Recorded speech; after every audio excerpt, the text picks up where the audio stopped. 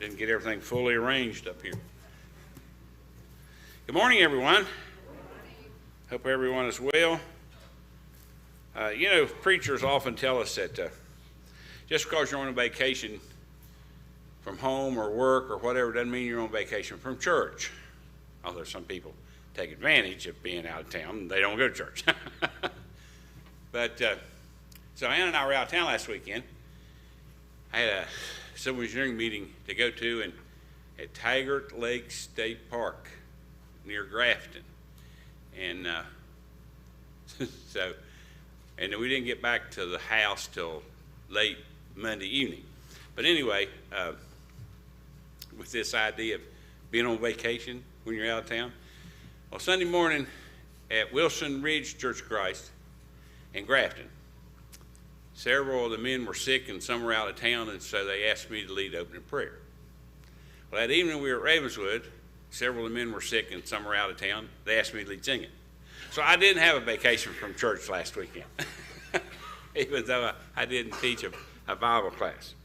Okay, so this morning we're going to start Proverbs chapter 25. If you'd like to turn in your Bibles to that location. Whether we finish 24 or not, it may be a subject of debate, but we declared it finished 2 weeks ago.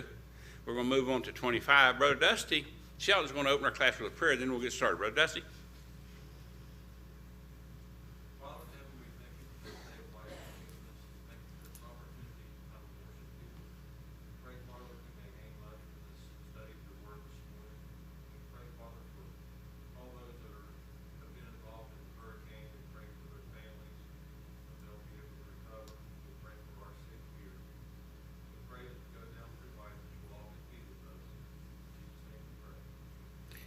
Thanks, Brother Dusty.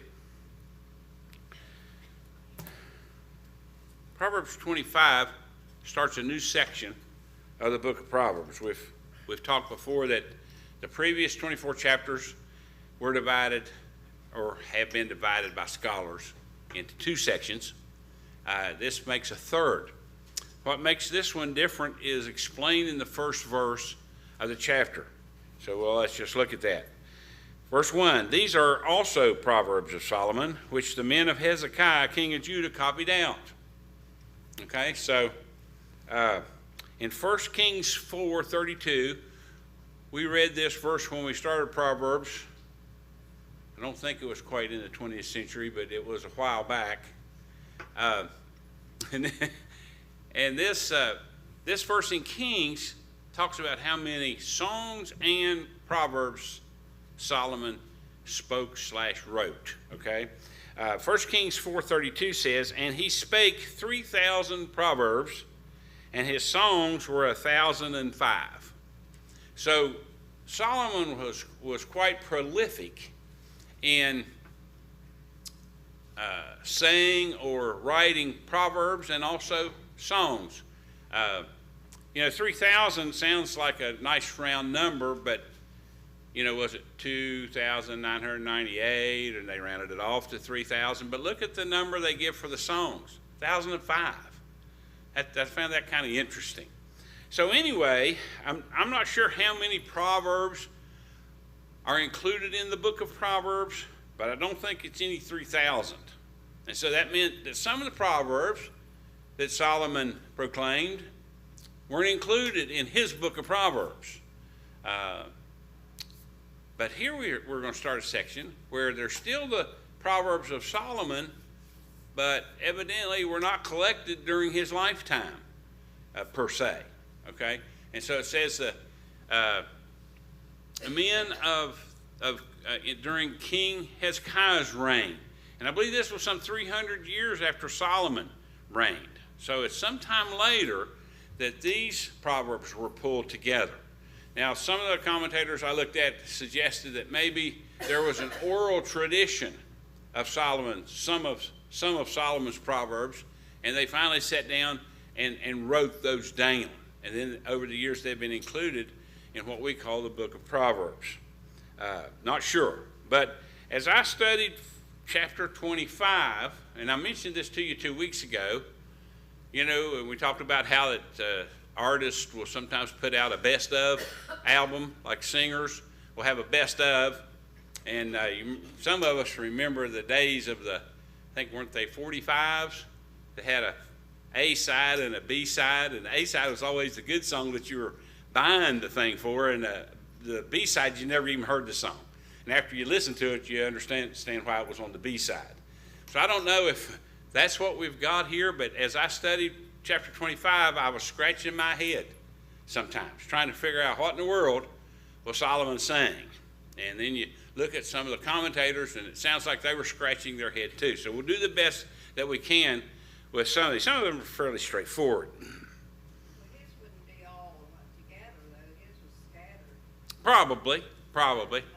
He probably didn't sit down one day and write 3,000 Proverbs. Yeah, like you said, the record, the worst. Sure. I figured it was scattered. So I don't know if he picked the best ones to go in his book of Proverbs, and then later on these were added. They were his Proverbs, but they weren't included in the original 24 chapters, the first 24 chapters. Okay, so let's start out with number one, or number one proverb in chapter 25. It's verse 2. It is the glory of God to conceal a thing, but the honor of kings is to search out a matter. Okay? Now, what does that mean? Well, one of my favorite verses is Genesis 1:1 and Genesis 1:2, but the one I'm thinking about here is Deuteronomy 29:29. Most of you probably quote this, or if you can't quote it, you'll know it as soon as I quote it. Okay? The secret things belong to God, right? That's what Deuteronomy 29:29. The secret things belong unto the Lord our God, but those things which are revealed belong unto us and to our children forever, that we may do all the words of this law. All right? So what Moses is saying here toward the end of Deuteronomy is humans are never going to know, at least while they're alive on this earth, they're never going to know everything, because there are some things that are going to be held in a mystery. There are going to be things that are reserved to God, and we're not going to be able to figure them out. But the ones that have been revealed by God through his prophets to us are there for our needs, so that we can become faithful servants of God. Now, are there things that haven't been revealed that we'd dearly love to know? Sure there are. What was Jesus doing between the ages of 12 and 30?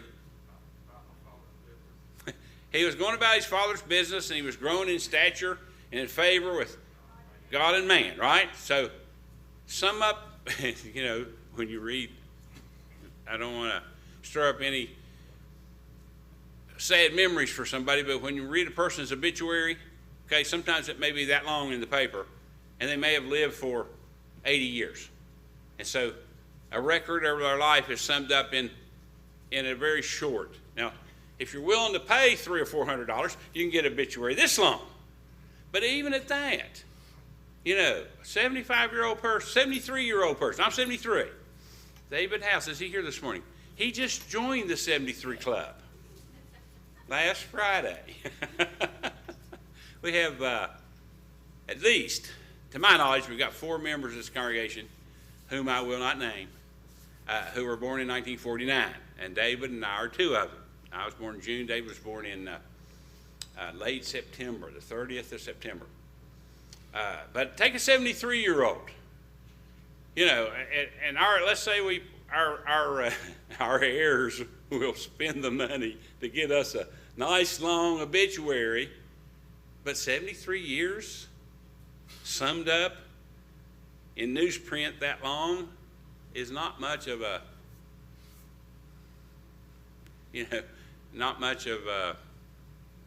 a story, really.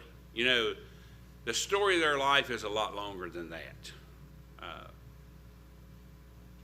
But there's things that we would love to know that hopefully we'll know after judgment. But God has kept them secret. But he's given these to us so that we'll know what we need to do to be pleasing to him. And it's in writing where we can read it. Sure. It's been preserved down through the ages. Oral tradition is good, but it's not as good as a written record. I don't know how many of you have ever in school in a sociology class or a social studies class or something where the teacher decides to demonstrate the fallacy of an oral record. And so you got 30 kids in the class, and he goes over and gives a written message or whispers in the ear of the first person in one row. And it's long enough so you can make some mistakes trying to repeat it. And then he asks them to as quietly as possible, turn around and whisper that into the ear of the person behind them. And it goes all the way around the room. And so the last person he asks to stand up and tell us what the message is, and that person does. To the best of their ability, they tell what they heard or what they think they heard. Then he reads the original message. How many times is it exactly the same? Never. Never. If it's any length at all, Shortest verse of the Bible is what? Jesus wept. If you pass that around, it might get to the other end and it's somebody cried. Yeah. Or Jesus slept. Right. Okay. But if a fairly long message, we'll never get back to the end intact. Games we play sometimes. Yeah. Okay. But so the written record is very important to preserving God's law for us. And he saw that it was written down and preserved through the ages. And so now, we can read the 5 books, the first 5 books of the Old Testament, the Pentateuch, or the books of Moses, they're called that too. And we know what happened with respect to God's people during that time. And how long ago was that? Thousands of years, right?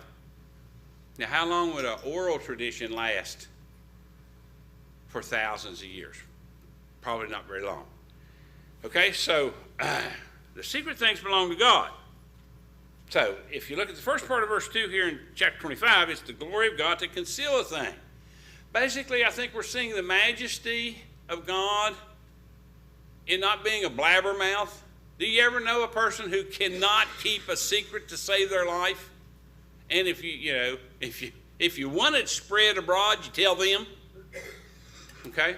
God wasn't like that. He's got secrets. But the things he's revealed are for our benefit. For our benefit, okay?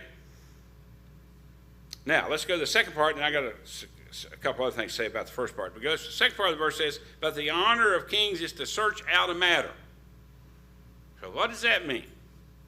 Search the scriptures. Well, it's up to us to search the scriptures, but I don't think it's talking about kings searching scriptures, although they ought to. They ought to. Okay, but the contrast here is that God conceals things, kings try to find things out. Okay? Now, acting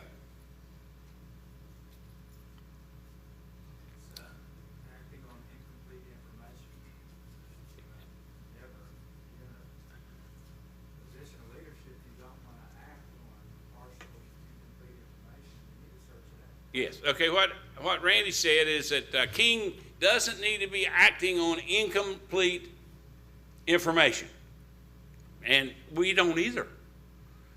It's not just the glory of kings or the honor of kings. We all should be trying to seek out information so that we don't act on half of a message, because sometimes we end up doing the wrong thing, not on purpose, but it's just the information we got wasn't complete. I generally check and see if Kaufman has anything interesting to say, and generally what he does, I don't know how many of you may have a copy of Kaufman's commentary on Proverbs, but he quotes a lot of people. You can go through a whole chapter, and none of his comments seem to be original. They're just quotes from different people, which is okay. But he quotes Tyndale here, and he says, Tyndale suggested, the meaning here is that it's important for a king to know what's going on in his kingdom from an administrative point of view, rather than from an academic or a research interest. Okay, and that's what Randy was basically saying. Okay, you're running a kingdom, you're in charge. Okay, you need to surround yourself with good people who you can trust. We'll talk about that later on in the chapter. But you need to know what's going on. You know, what did Truman say about responsibility? President Truman. The buck stops here, right? And so, can a president of the United States know everything that's going on in the government? No, it's impossible. Okay, but he should have people he trusts who do know collectively what's going on in his administration and make a report to him, you know, periodically so that he doesn't get caught unaware. Or else there's no way he can run the country. And same thing's true about a king. Worst thing a president or a governor or a king can do is to surround themselves with the proverbial yes men, which would include yes women. Okay? People that, no matter what the king says, oh, that's a good idea, king, let's do that. Instead of saying, wait a minute, can we do that? Can we accomplish that? We see examples of that in the New Testament about a king going to war with another king. He's got 10,000, the other king has 20,000. Good idea? No. The idea is that then you send an ambassador of peace to the guy and see if you can strike up a deal before your two armies and your badly outnumbered army come together on a field of battle. Okay, so knowledge is important, and we're blessed in that we have the knowledge that we need to be faithful servants of God. There to search out the matters, Right. Now, verse 3 kind of goes along with this, okay? It says, the heaven for height and the earth for depth, and the heart of kings is unsearchable. Okay? Now, there's a thought here, and I don't have it attributed to any commentator I read, so it may even be my thought. Perished the thought, but it might be my thought. The first part of the verse may be talking about the mind of God, because we just talked about that in verse 2. Okay, it's the glory of God to conceal a thing. Okay, so the first part of verse 3 says, the heaven for height, the earth for depth. Could be talking about the majesty of God. Okay, and how great he is. He's all-knowing, he's all-powerful, he's all-present. And so we look to him for guidance in all things. So it could be that's what it's talking about. Second part of the verse, the heart of kings is unsearchable. I think I might have mentioned this 2 weeks ago because I did get a little bit ahead of myself. The second part of that verse may be, and I'll paraphrase it, what in the world is the king thinking? Okay? Have you ever, and I know, this is kind of a rhetorical question, but have you ever seen the actions, watched the actions of a president or a governor or a leader of a company or your boss do something, and then you might not say it, but in the back of your mind, what in the world is he or she thinking? I see several of you nodding your head. Yeah, I've done that. And sometimes, we have no idea what they're doing. We've seen some of them. Now, on the other hand, okay, we don't always know the whole story. And so the actions of a president or a governor or a king or whatever, a president of a company or a university, has better sources of information than we do. We might not have the whole story. And based on what we know, what they're doing does not make any sense. But then if we find out all the information, then it may very well make sense.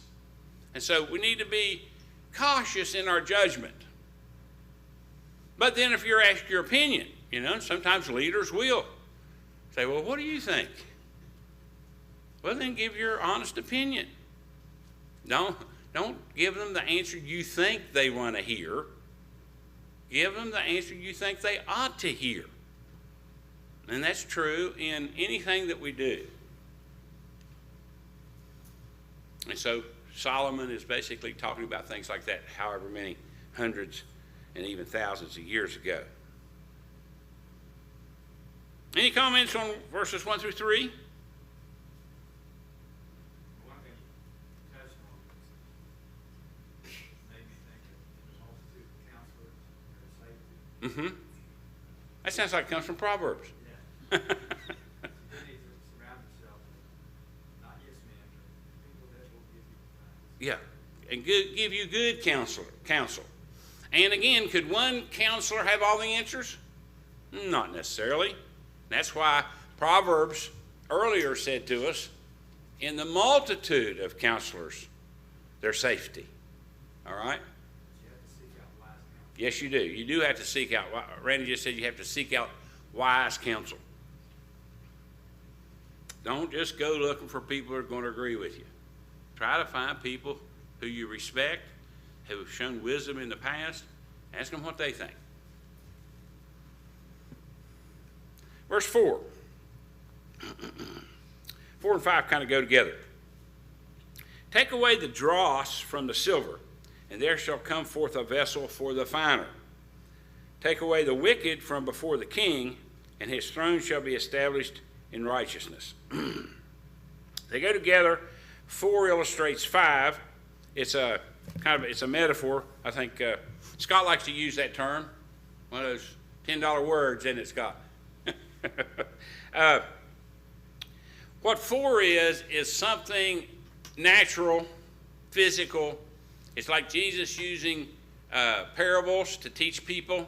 Behold, a sower goeth forth to sow.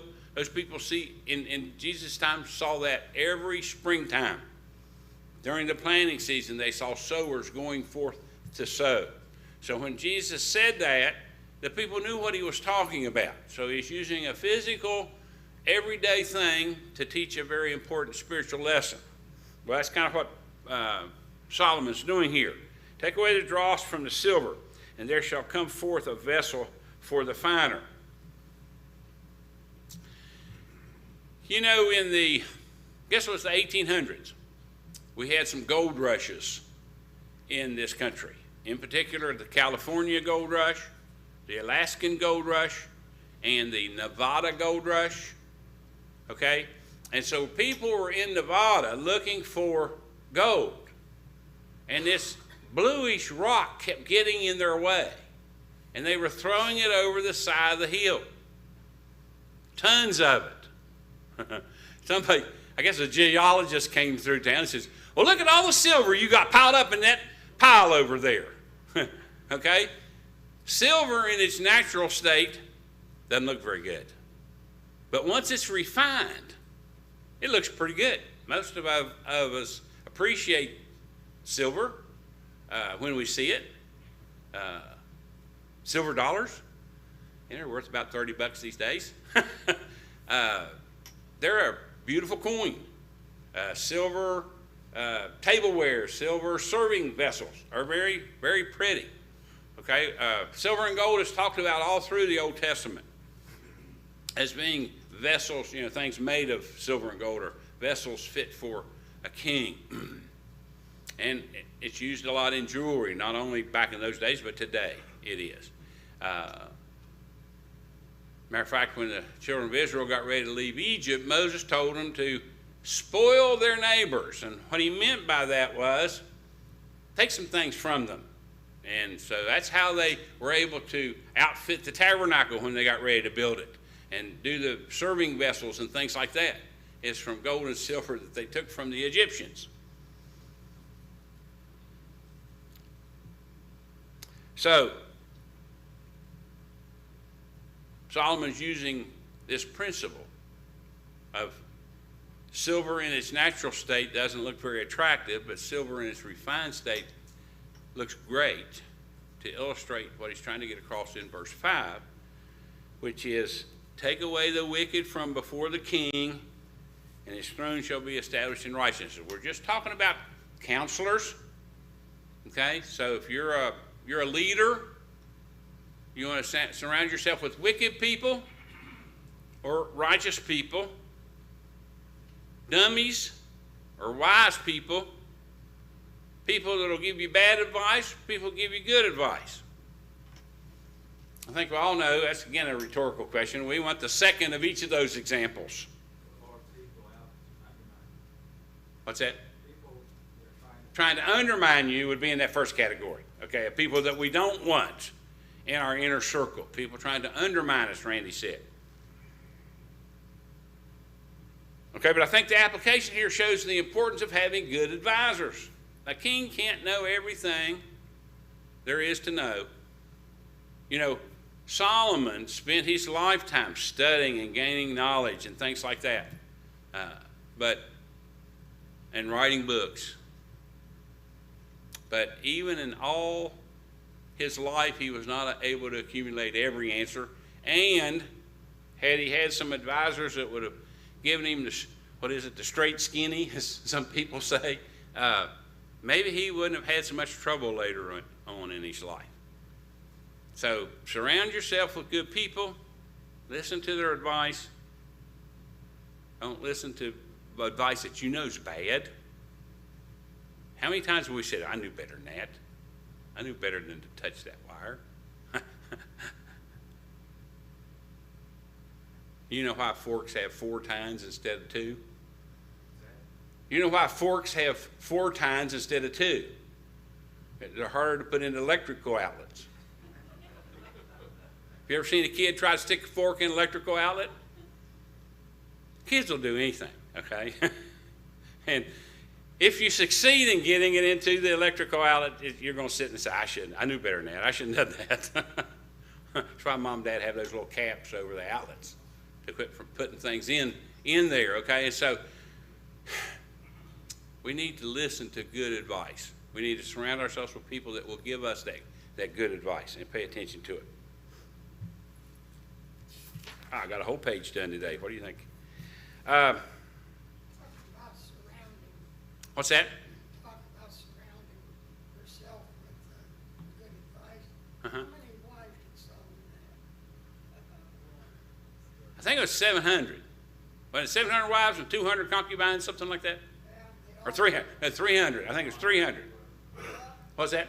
300 wives and 400. Nah, I disagree with you, sir. I know you're a Bible scholar, but I think it added up close to 1,000. However you split it up, I think it added up. I think it was 7 and 3, maybe. That's too many, though. That's a 999 too many, isn't it? If it adds up to 1,000. Every one of them were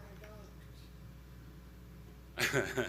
Okay, did y'all hear what Steve said? Everyone were idolaters. All right, and did it cause him trouble? Yeah, of course it caused him trouble. Yes, it did. So, yeah, Solomon is reputed to be the wisest person in the world, but he did some dumb things, and a lot of it was because of who he surrounded himself with.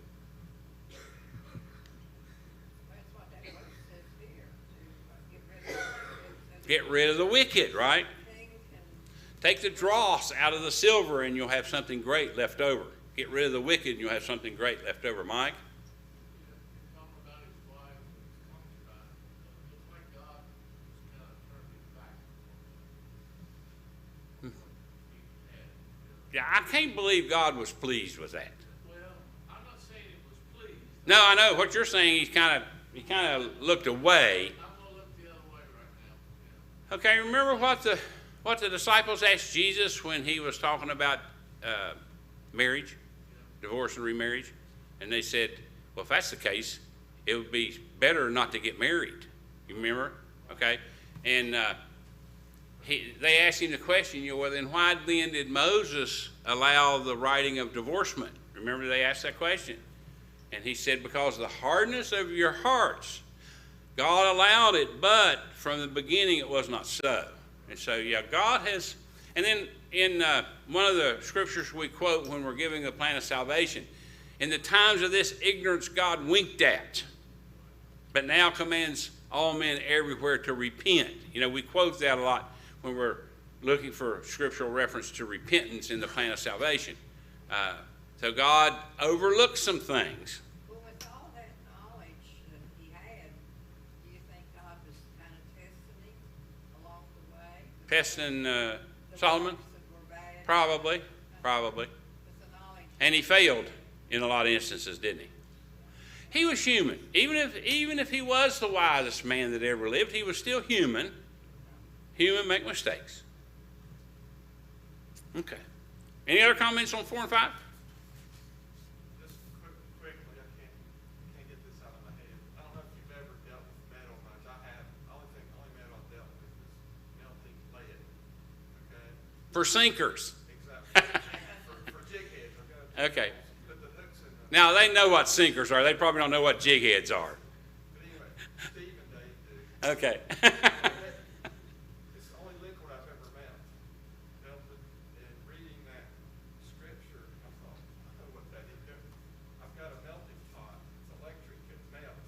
And the dipper is just probably a half-inch copper pipe with a 90-degree elbow on the end. And that's what I use as a dipper. You dip the lead, the molten lead out. Liquid, lead, the melted lead, out of that tiny bowl or melting pot.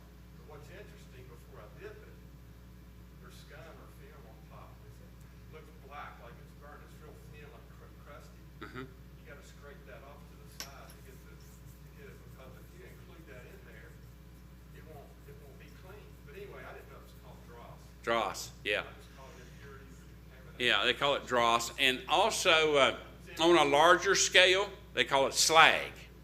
Like in a blast furnace, they call it slag. It's essentially melted rock or other types of impurities that they get out of the metal. I've melted lead before, not for sinkers, For bullets, bullets. just a lucky guess. Just a lucky guess, okay. What's that? So the impurities always rise to the top. Yes, typically yes. The whole company's called Slackies too, for the bad culverts. Yeah, Yeah. yeah. My son Drew does that, what he's talking about, so I kinda know what he's talking about. My dad had a ladle, but it was a lot bigger than the one you're describing. This thing was about, it looked like something you might dip chili out of a chili pot with, okay? It's about this big around, had a long handle. When I was older, I asked him, what do you use that for? He said, melting lead. I thought, well, what do you melt lead? Why do you melt lead? Well, this goes back, Gary's not here this morning, right? I don't see Gary. This goes back to plumbers, okay? Solder used to have a lead base, not anymore. But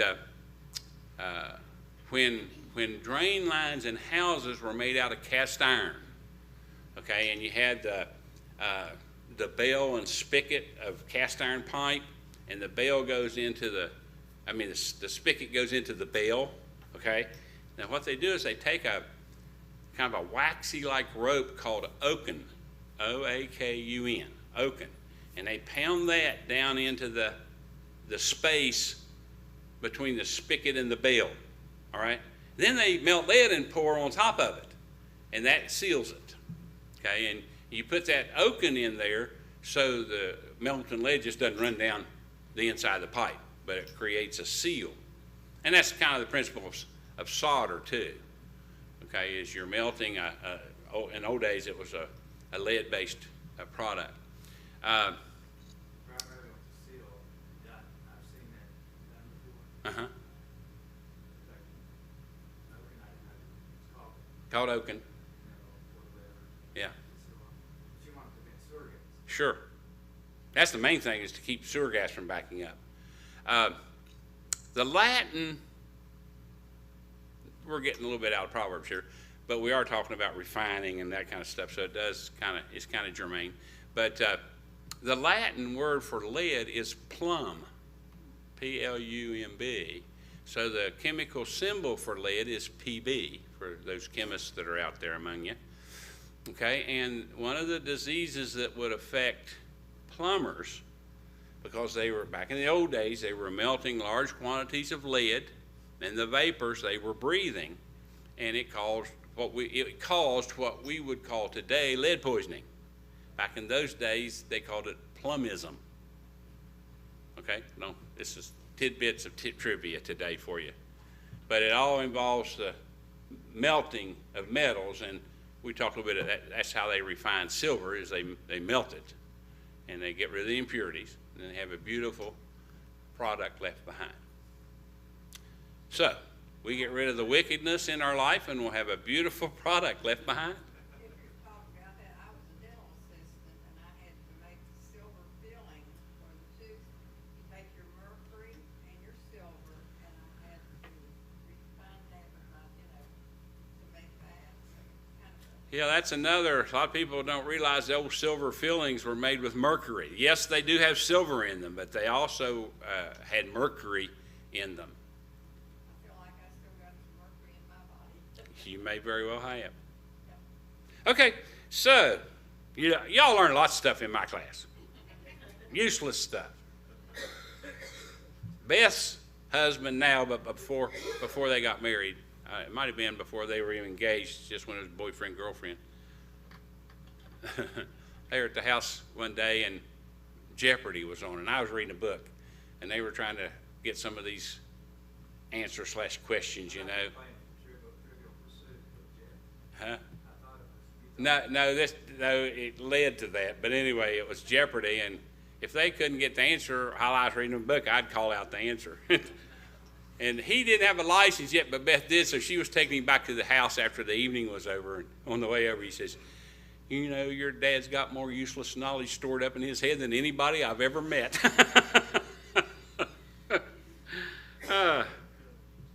So, I generally do pretty good in Trivial Pursuit.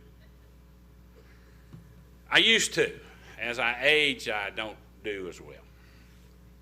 Okay. Now, verse 6 and 7 go together. Let's read both of those. "Put not forth thyself in the presence of the king, and stand not in the place of great men. For better it is that it be said unto thee, Come up hither, than that thou shouldest be put lower in the presence of the princess whom thine eyes have seen." What's that sound like? That strike a chord? You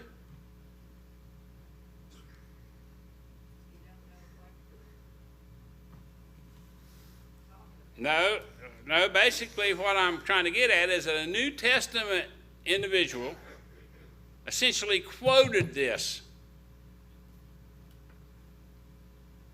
Let me read it to you.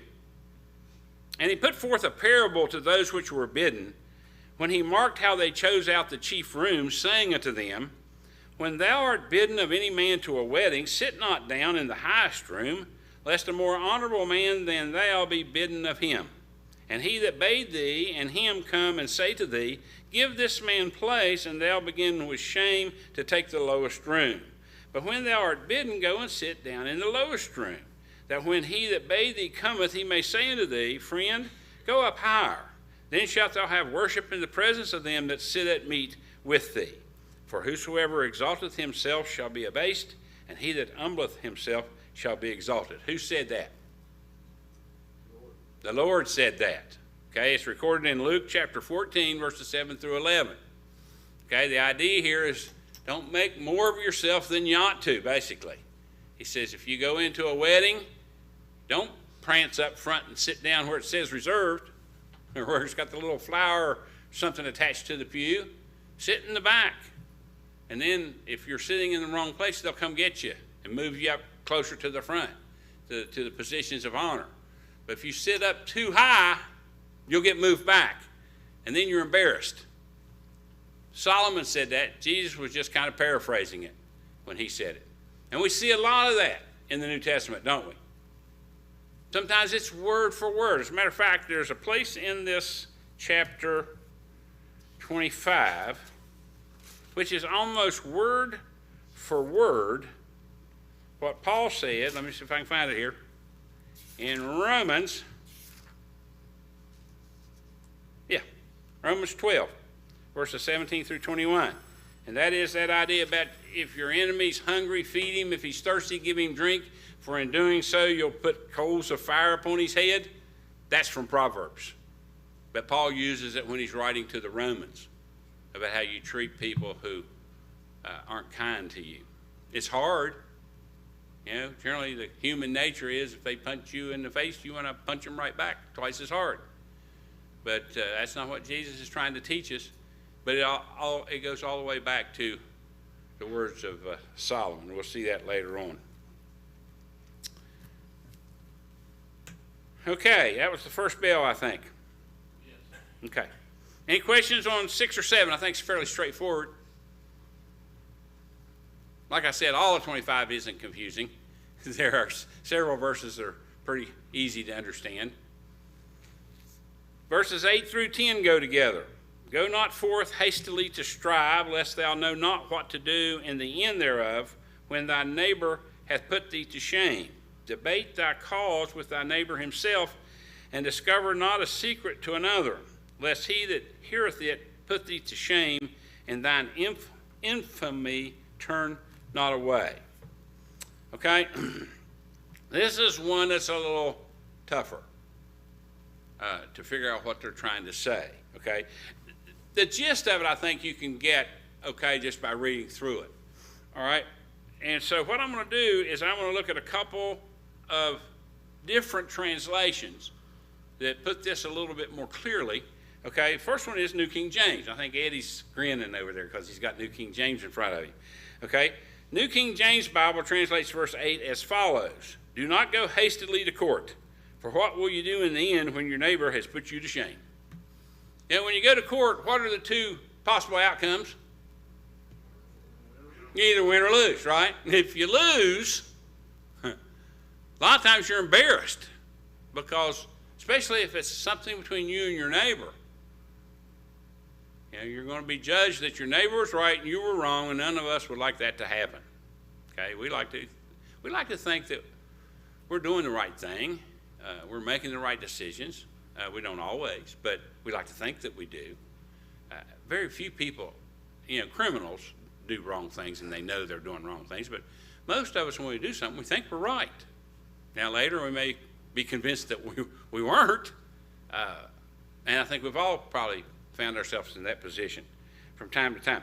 The Living Bible puts all three verses together. Here's what it says.